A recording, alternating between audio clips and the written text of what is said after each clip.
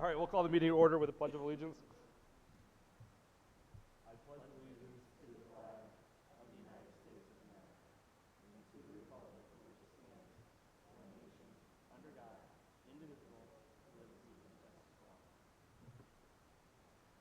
Okay, good evening.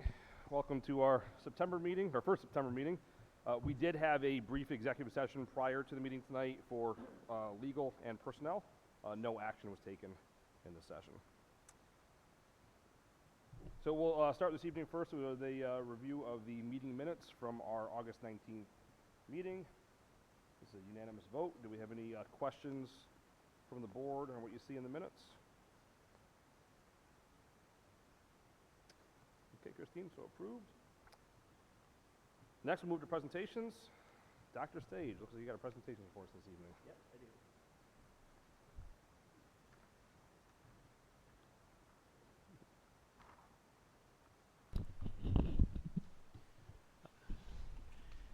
Good evening, everybody.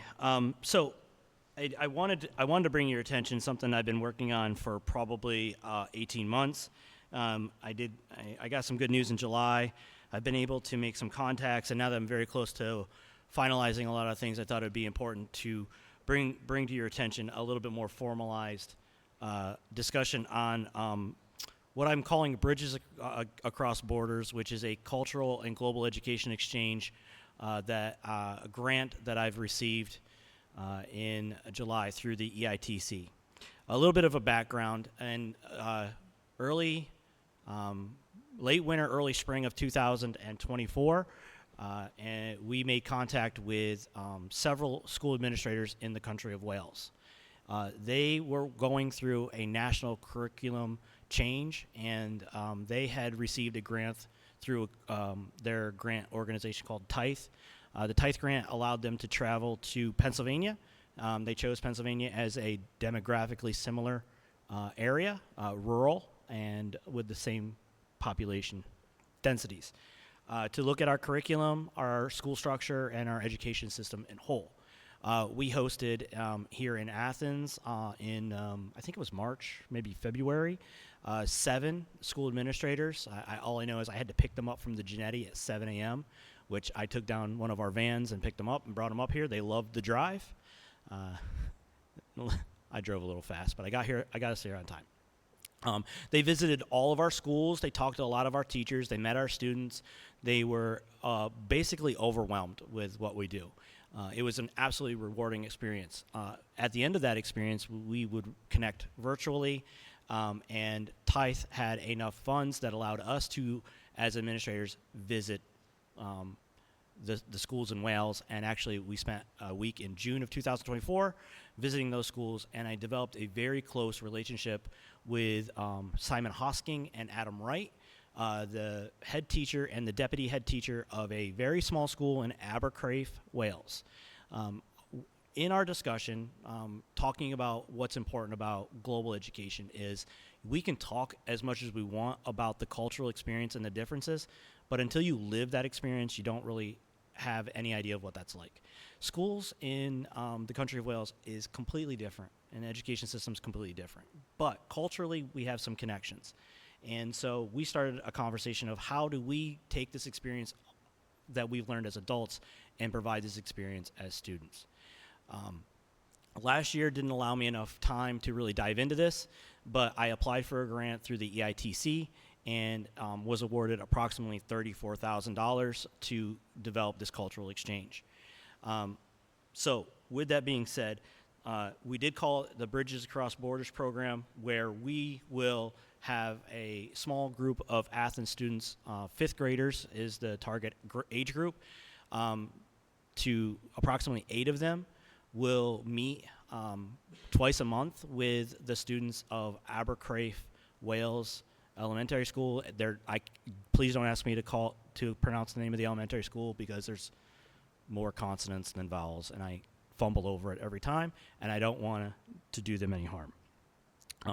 So we're going to connect. We're going to learn about each other's cultures.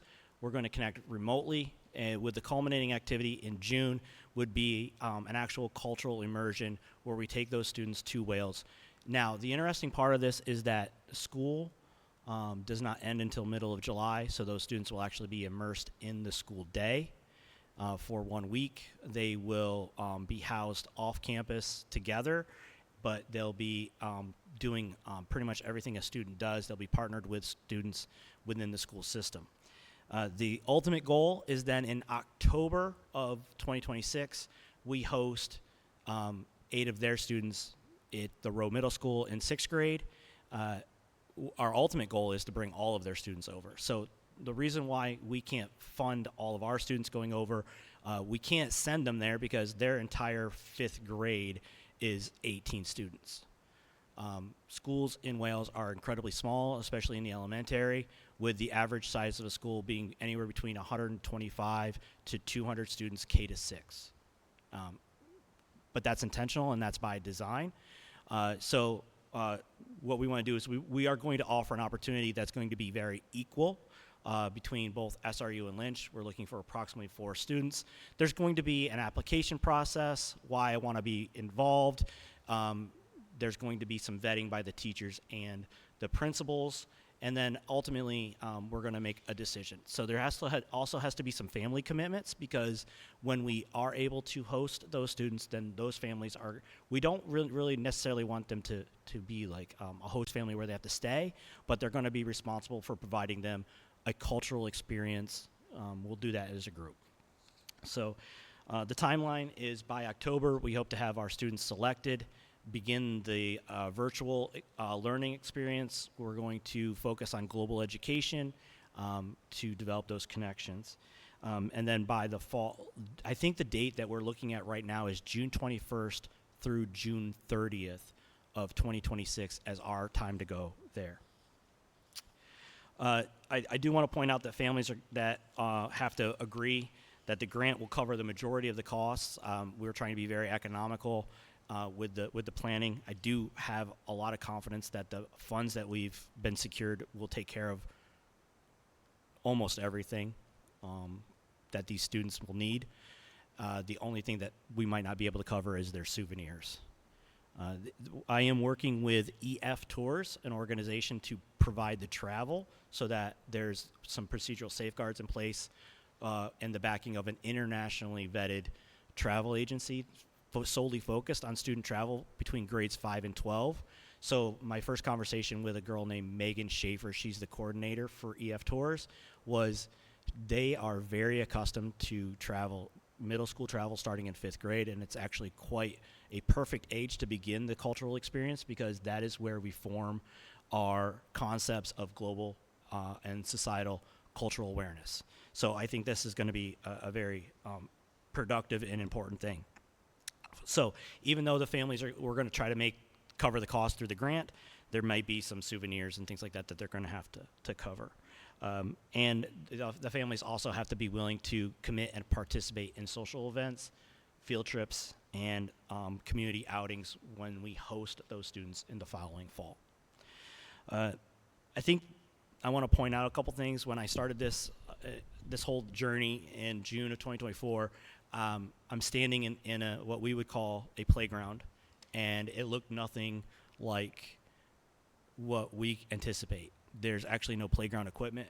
If there is, it's very minimal. The kids are not running around crazily. They're doing some very organized play activities. And I said to myself, I'm like, I have zero way to bring or expose the students of Athens to this other than to try to bring them here. And so that kind of inspired me to begin this journey. So to see what a forest school looks like, or the forest activities where a significant portion of their playgrounds are left untended, and where the students are required to do survival techniques like making their own fire or cooking on outdoor equipment or building things with wood. One of the schools we went to, they built an outdoor wood stove where every Friday they made bread or pizzas for the school. That had been going on for about 10 years. And I said to myself, like, this is an experience that in education that we can't replicate, but I got to expose our kids to. So this is not about travel. I want to impress that on everyone. This is very little about travel, but it's about exposing rural school students to the global society outside of Bradford County, giving them an opportunity to prepare themselves with a world outside of our area, have them interact, exchange ideas, and grow, and contribute, but also represent rural Pennsylvania in the most important and proud way possible.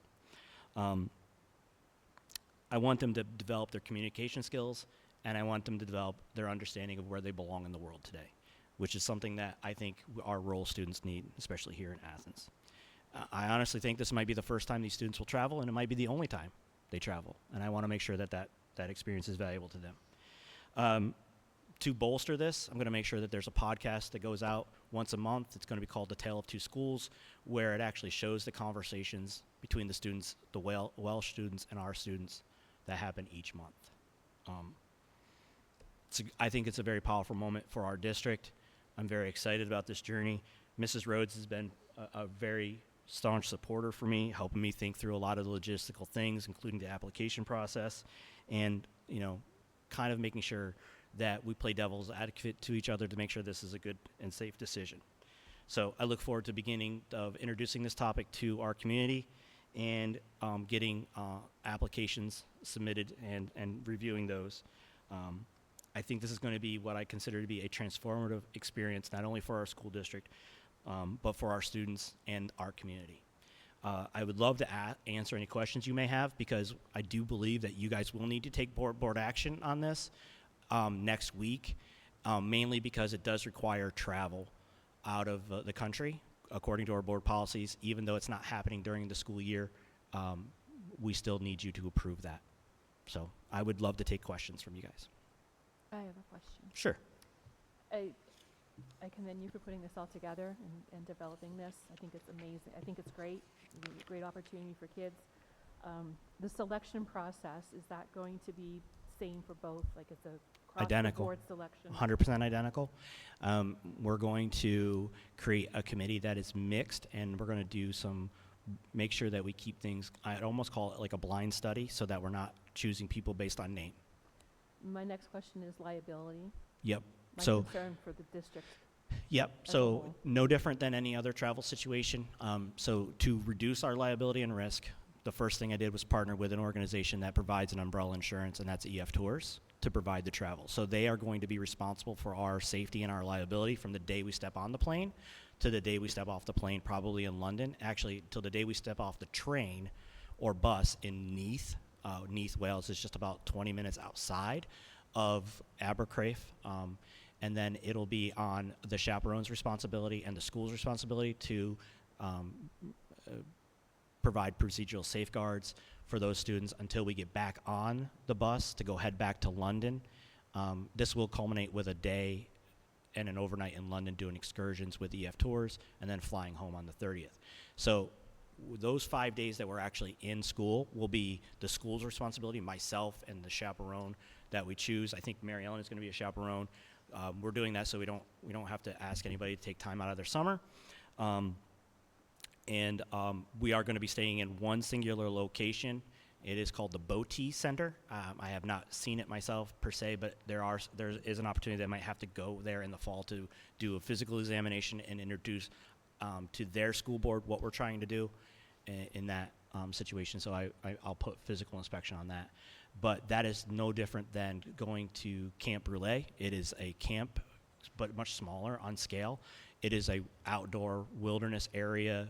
They go there, they take their students there, they spend overnight there in cabins. So it's an opportunity that we can stay together in one unit, and it's very safe, and it provides us a place to eat and be in one location.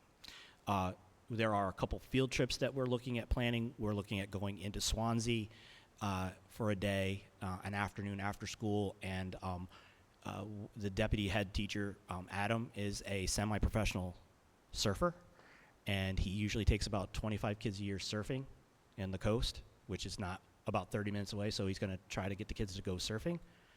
And we might hike the tallest mountain in central Wales, which is Pennyvaughan, so we might do a hike and things like that. So yeah, you wouldn't So- think of surfing in Wales, but yeah. So What about the liability on us when those students come here? same. They are going to be put up. We're looking at probably hosting them in the hotel, and it'll be on the Welsh School District to provide the chaperoning and coverage. And when they're in school with us, same as every student on a normal day, they'll be our responsibility to make sure that they have a safe day at school. And then field trips, no different than sending FFA off to any conference. We might go visit Niagara Falls. We plan on maybe doing a trip into New York City for the day, maybe up to Watkins Glen to check out the gorge and the lakes. There's a lot of cultural things we can do. I would take them to the Little League Museum, but baseball isn't really a thing in Wales, so they don't even really know what baseball is, but that might be interesting for them. They are a rugby nation more than a soccer or any other type of sport. So, but great questions. Things we've really tried to put some thought into. We're looking at a 1 to 4 student to chaperone ratio. That's why 8 funding. I'd love to take all 175 kids. That's just not reasonable or understandable. If this goes well, I do have a relationship with a local high school where we might be able, if I can secure funding in the future, maybe expose this to 9th graders and do a high school experience in a year or two. My goal is, if this is successful, I want to build on it, keep growing it through grants and donations, and keep this as an opportunity for kids to get out. If I can make connections with other countries, I would love to do that too. My concern is the youngsters traveling out of country. Like Yep. with- So first thing the parents are going to have to do is they're going to have to be, there's always every risk, whether they're in 5th grade or 12th grade, to travel. I will say that was a conversation I had with EF. That's why we chose 8 and not like 10, because it's going to be much easier for us to keep those kids within our sphere of influence. And if I understand, I'm not a 5th grade whisperer, but I do know some children. I do know, like, this will be their first time. They're going to stick very close to us, and we're going to keep a very good eye on them. There is a lot of airports do have a lot of procedural safeguards when it comes to traveling with minors. Like, they can actually, you have to, as the adult, you have to be the chaperone. You actually have to have physical presence with them, and you have to physically have their passport. Like, the students can't have them. You have to have them so they don't get lost or anything like that. And then you can ask for added security to check in on your group throughout any airport stays. I'm sure that is probably part of the application process, meeting with the parents. Yeah, there's going to be an informational night for parents. I'm not going to have all, I mean, we've tried really hard to come up with a lot of the answers to the questions that, things like just Kathy Joe brought up. But at the end of the day, I'm sure there's a question I don't really have an answer in, but we're going to work through it. Does anybody else have any questions? This has not really been introduced to the 5th graders yet. I wanted it to come here. If there's any, sticking points, this is an opportunity for me to revisit, revise, and improve what we're working on. And, I will continue to work on making sure it's safe. I can't prevent natural disasters or anything like that. However, we'll do everything we can within our power to with do. no cost to the district. There's a zero cost to the district at all. So this is all funded through the EITC grant, the First Community Foundation Partnership located in Williamsport. I went down personally and met with them this summer to propose this to them. I meant to propose them to ask them the question because it's such a unique thing. It's something that they have never actually witnessed in terms of a proposal for the use of the grant dollars. In fact, they said, please, thank God you didn't bring us another STEM room. I only did this as a proposal, and by the time I got back to Athens, I had a full approval just based upon a proposal and not a full application. Because even Tracy said, did you apply? I said, I didn't. I got this letter of approval with the amounts. So we have to expend $18,000 by December 31st of this year, which we will do based upon our budget estimate that we get through EF Tours. And then we have another $16,000 that we have to expend by December of next year. And you could probably be creative with some fundraisers for souvenirs and stuff If needed. if you wanted to. I Unless the don't know. parents just want to give so much. One question I don't have answered yet, and I'm waiting to talk to Mr. Hosking about, who's the head teacher, is The food will be taken care of. We talked about that. I forgot to ask about uniforms. So schools in Wales, all public schools have a uniform, and I'm anticipating that we might have to wear that uniform that time while we're there, which won't be a big deal. It's like a white shirt and blue pants or blue skirt. So Thank you. absolutely. Thank you, Dr. Sage.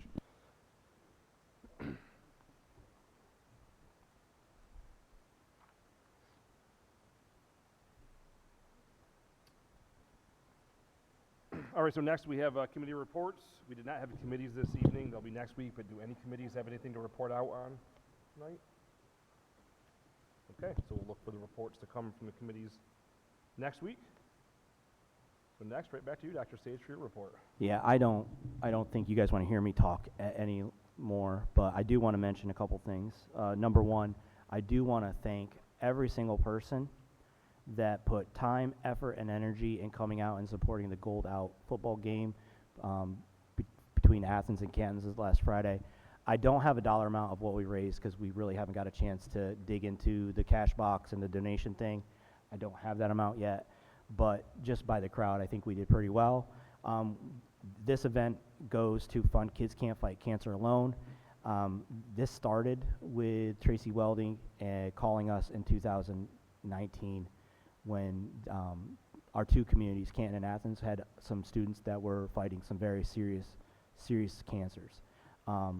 And we started this with a parade and some fun stuff, and it turned into, we let off balloons, we've turned out the lights and couldn't get them to turn on, so we've learned a lot. Now we do it as a kindergartner, welcome to school kind of run. It was super fun to watch those kids come out. But most importantly, September is Cancer Awareness Month. I love our community. I love the support they showed on Friday night. Keep your hearts open and thinking of those that are still working through those challenges, especially the little ones. So I'm very proud that Athens is part of Kids Can't Fight Cancer and the original Gold Out game. So with that, I don't want to talk. Oh, I want to throw a shout out to Mary Robbins. Mary Robbins is a retired GTP employee who's a grandmother and a substitute teacher in our district, but she has spearheaded our huddle installation and really put in a lot of effort making sure our sports programs, with Cody's guidance, a lot of help getting our huddle cameras up and making sure a lot of things are working for our kids. So kudos to Mary Robbins and thank you for all our help. With that, I conclude my report and I hope not to talk anymore. Thank you, Dr. Sage. Great report. So next, Career Center, Mr. Cooper. I do not have anything new. Next week will be our meeting. I reported out what was new last meeting. Thank you.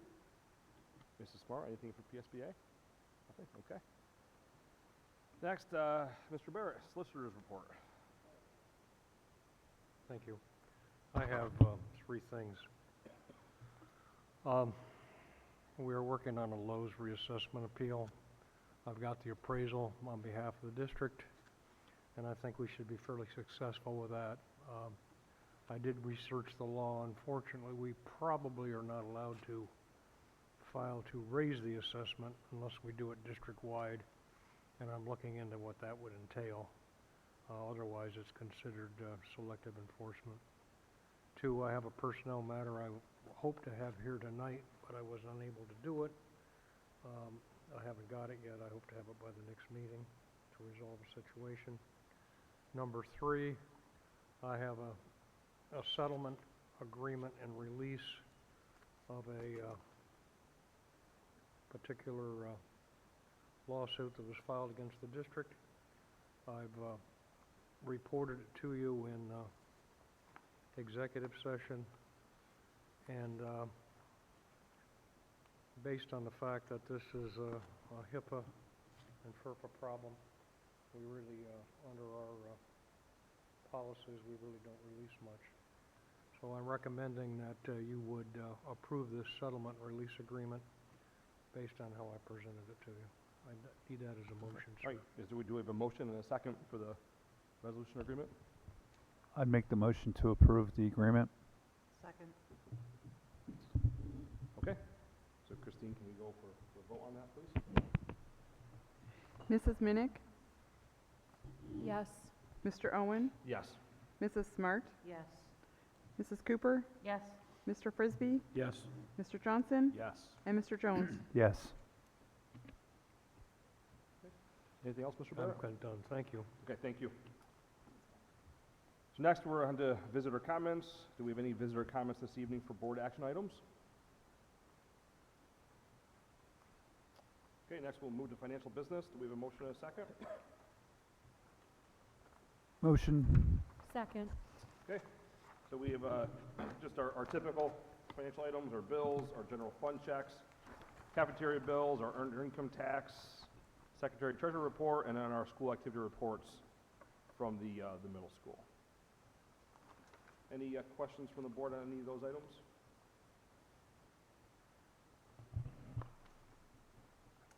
Okay, Christine? Mr. Owen, Yes. Mrs. Smart, Yes. Mrs. Cooper, Yes. Mr. Frisbee, Yes. Mr. Johnson, Mr. Jones, Yes. and Mrs. Minnick. Yes. Okay, next, personnel. Do we have a motion and a second? Make a motion. Second. Okay, so we just have a few personnel items this evening. We have one support resignation, a couple support contracts for cafeteria workers, and then one athletic resignation. Do we have any questions from the board on any of those items? Or Dr. Sage, anything you want to add on any of those? I have no comment.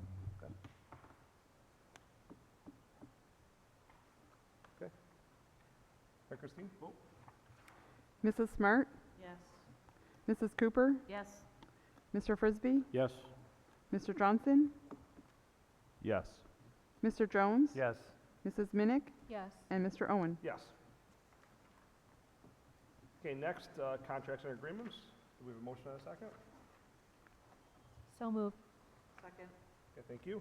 So we have four items here. First, the Bradford Tioga Head Start Agreement, extending that for from 25 through 30.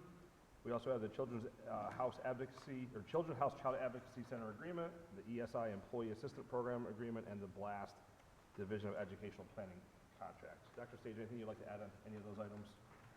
No, I do just want to quickly comment on them so that you guys have a general understanding of what you're voting on.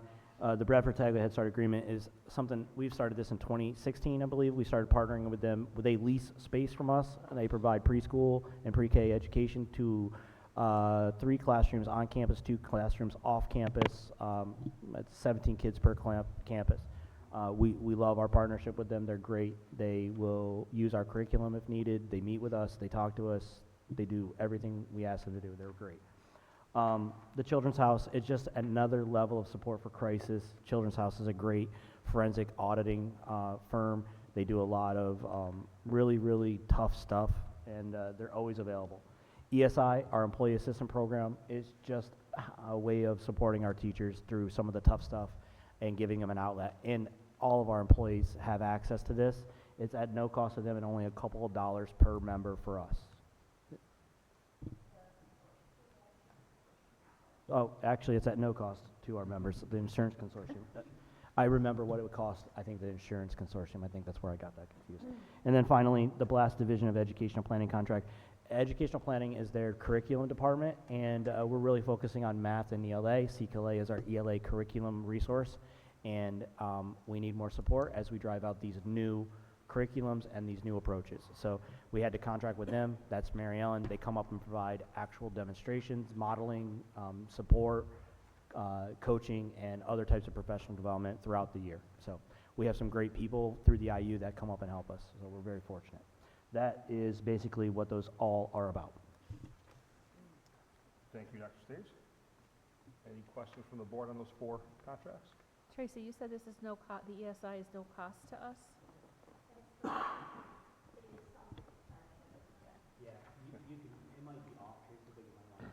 I'm just asking because the last page has a list of costs, and I wasn't sure if that's what the insurance company pays or.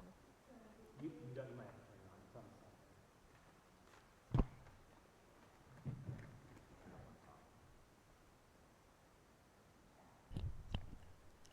So the EAP program is actually paid by the Northern Tier Insurance Consortium that we're all in. So each district has to approve the agreement, but there's no cost to Athens itself. It's a part of the insurance. Okay, Okay? thank you. You're welcome. Any other questions? Okay, Christine? Mrs. Cooper? Yes. Mr. Frisbee? Yes. Mr. Johnson? Yes. Mr. Jones? Yes. Mrs. Minnick? Yes. Mr. Owen? Yes. And Mrs. Smart? Yes. Okay, next, policies. Do we have a motion and a second? So moved. Second. Okay, we have several policies here that are all second read this evening. They were all first read last month. So we have federal fiscal compliance, plus the attachment, the travel reimbursement, bonding, property insurance, and other insurance. If I recall from the last committee update, there were no changes to these, I believe. These were just as No. accepted. They were, Right. yeah. Okay, any questions on any of the policies? Okay, Christine? Mr. Frisbee? Yes. Mr. Johnson? Yes. Mr. Jones? Yes. Mrs. Minnick? Yes. Mr. Owen? Yes. Mrs. Smart? Yes. And Mrs. Cooper? Yes. Okay, next, curriculum and instruction. We have a motion and a second. So moved. Second. Okay, so we have a couple FFA items. The first is the FFA National Convention, which is an overnight trip, late October through early November this year. And then we also have the FFA calendar of events. Dr. Sage, anything you'd like to add on those couple items? Yeah, I do want to talk a little bit about the Big E competition. That's one of your approvals there. Regan McDaniel is our representative. She's going to, it's a national competition. She has worked her way through, and she is going to Boston, I think, at the end of this week to go compete. I believe Tracy had a chance to do a mock interview in preparation of her, and what I heard through her and Kim Roppers, who also sat in on a mock interview, was it might have been the most well-rounded interview that they've ever participated in. So we just want to wish Regan the best of luck as she travels and competes and represents Athens and Boston at the Big E competition. This is a busy calendar. This is amazing. Yeah, they do a lot. Kudos to the Athens FFA program for putting together such a comprehensive schedule, and they highlighted all the events. You'll see them in gray, they're yellow. For if you got the original copy, those are overnights. So you guys, by approving this, approve all of their overnight trips too. So they're ahead of the game. Impressive. Okay, any other questions from the board on those two items? I guess, Dr. Stage, just for the overnight trips we're approving, are we gonna still get the typical field trip request form for those as well? Yes, we are. We have a couple coming up. You'll probably see the field trip request form as a board information item. And if you didn't see it now, you'll see it in next week's meeting. We're putting that together. Okay. I do want to mention the National FFA Conference, October 29th through the November 1st. They're leaving on the 27th. I just want to let everyone aware that I have been invited by the Executive Vice President of the National FFA program to be a judge in agribusiness at the national convention. So I've been honored to be a national judge at the competition. And I think I have to be there on Wednesday. You're gonna drive them down the van? No, I think they're leaving. I'm going to be there. I have to be there the day they start their travel, so I'm not sure I'm going to do that. I might walk. Do just the two advisors attend all of these events? Yeah, so this is something between David, Sarah Beth, and Emily Bidlack. They typically divide up those tasks. Yeah, that's This is going above and that's beyond. what it's that's what It's it amazing. that's what it's like being an FFA advisor. I don't think people understand. So it's incredible. And not to mention, I don't know if Dave wants me to share, but they're working on a really a major project for the state FFA competition at the farm show in January. It's big. I don't know if they're going to get it done for this year, but it's a big thing. I don't want to let the cat out of the bag yet. Can't wait to hear what it is. I know, it's cool. All right, any other questions on those? Okay, Christine. Mr. Johnson, Yes. Mr. Jones, Yes. Mrs. Minnick, Yes. Mr. Owen, Yes. Mrs. Smart, Yes. Mrs. Cooper, Yes. and Mr. Frisbee. Yes. Okay, next we have transportation. Do we have a motion and a second? So moved. Second. Okay, so just one item here. It's an addition of 6 drivers to the bus driver list for this school year. Any questions from the board on those items? Okay, Christine? Mr. Jones, Yes. Mrs. Minnick, Yes. Mr. Owen, Yes. Mrs. Smart, Yes. Mrs. Cooper, Yes. Mr. Frisbee, Yes. and Mr. Johnson. Yes. Okay, so we have nothing under buildings and grounds or other. Do we have any visitor comments this evening on any topics? Okay, so next section are just some board communication items here that do not require a vote, but are here for board's awareness. Next brings us to board discussion items. Do we have any board discussion items this evening? Yes, Kathy, Joe, and I want to know. What is this varsity student body game? Why losing? I got you. versus Athens? Yeah, so What's going on that? we wanted to make sure you guys were aware. So we have been asked, no, it's fine. I actually wanted to talk about it. You guys beat me to it. Take my thunder and run.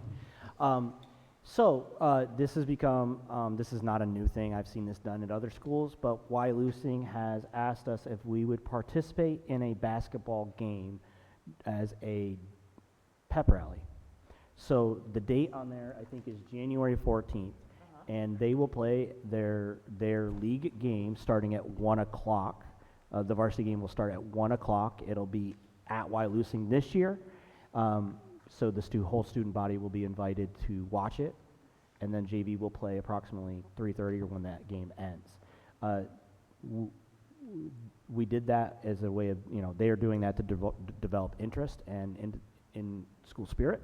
And then next year, we will do the same, and Wyalusing will come to Athens, and we will host a midday varsity and JV basketball game. A lot of schools are doing this to try to increase school spirit and participation. I have no trouble with it. I think it's not going to impede on anything, and we'll have a great plan for it. So, Okay, so you're taking students that are no, it's our basketball team. just the basketball team. Our basketball team. Yep. Cheerleaders. And cheerleaders, yeah. But it's girls basketball. They are going to perform. They're going to play it's a league game. They're going to play in Wyalusing. Wyalusing students are going to get to experience that as a assembly or pep rally or whatever you want to call it. And then the following year, Wyalusing commits to coming here, and our high school students will get to experience the same thing. Will we send our cheerleaders with the girls' team? I don't know if our cheerleaders typically travel, but if they want to go, I'm sure we can find a van or a bus or tractor trailer to get them there. A lot of urban schools have moved to playing their basketball games at midday to prevent violence. I don't think that's the reason. We're just trying to do school spirit. Prevent.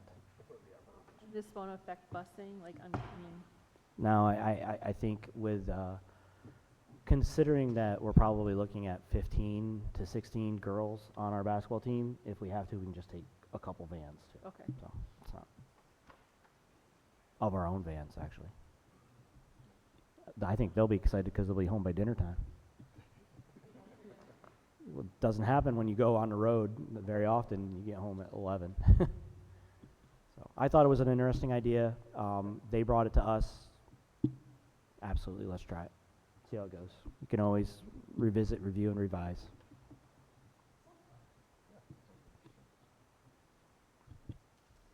Any other discussion items?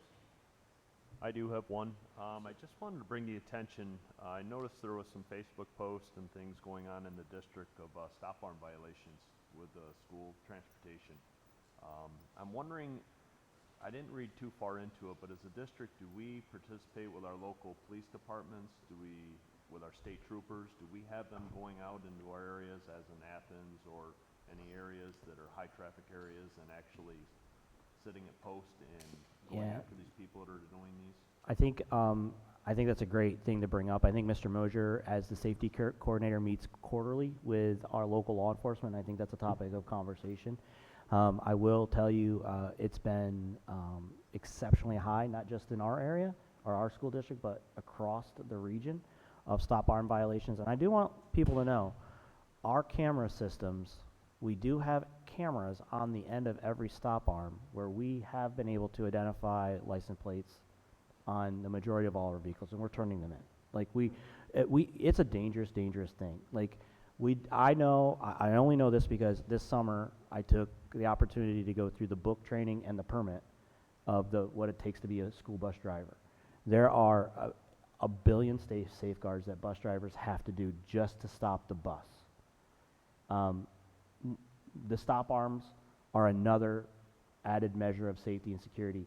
We're doing everything we can. We just need our community of drivers to slow down and listen and look for the flashing lights and know that travel times are going to be impacted in the mornings and afternoons when our buses run. And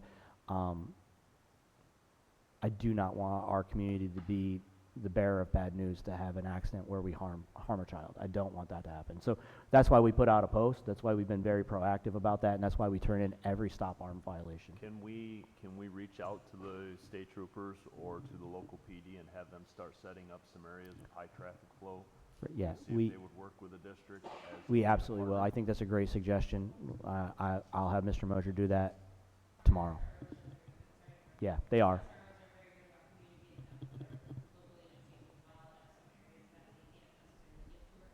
Yeah. Yeah. I know Our there SROs are out trafficking. There are some counties, and this is not this is not just a state, it's a federal program where they are companies that are coming out, installing the cameras on the left side of the buses, and they are reporting back, and actually some of that revenue that they receive back from the tickets are coming back into the district.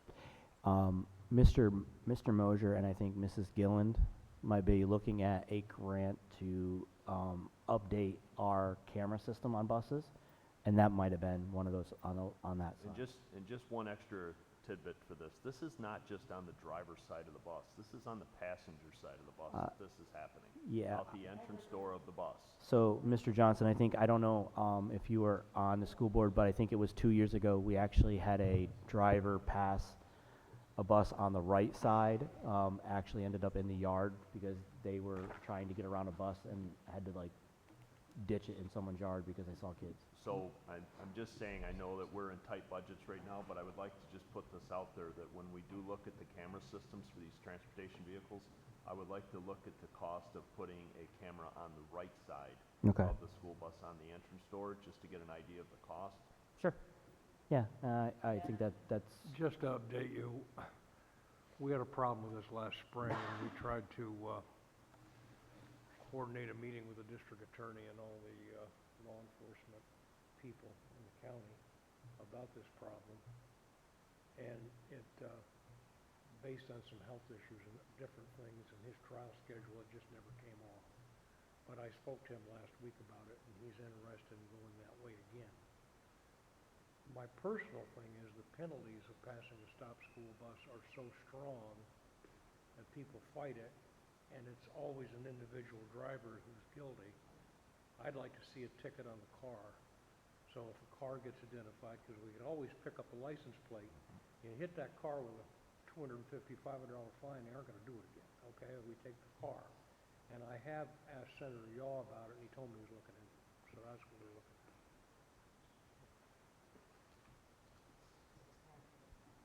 All right, any other discussion items this evening? Okay, so moving on next, our next meeting is next Tuesday, here at the admin office, 6:15 for committee, 7 o'clock for the actual meeting. We do not have any need for more executive session, correct? We're done exec session? Yeah, I think so no executive session after this. Do we have a motion and a second to adjourn? I make the motion to adjourn. All right. Second. All right, meeting adjourned. Thank you, so everybody next week. We have one next week. Next week. Yeah. No, not. For what? We just did everything right now. I can't remember why we have to do this one.